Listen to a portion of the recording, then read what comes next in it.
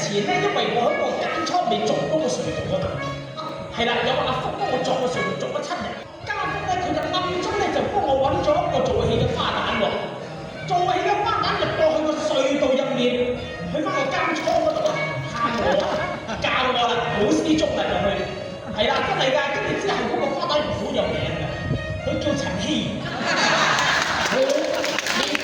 未聽過啊！冇入宮做嘅，佢哋唔入宮做嘅，佢哋喺外邊做嘅，外邊做嘅。因為你通常都係宮闢入邊咧，你好艱難會見到。但係你出到去嘅話咧，開頭哇犀利啦！佢名震星馬，廣布文武嘅練蛋嚟㗎，話你知啊！文武得我真係好多學㗎啦。咁佢哋真係好多學，又學下文場。個學校武場，不過我哋冇啦，係咪啊？我學咗文算啊，係咪先啊？因為武場我自己都有啊嘛。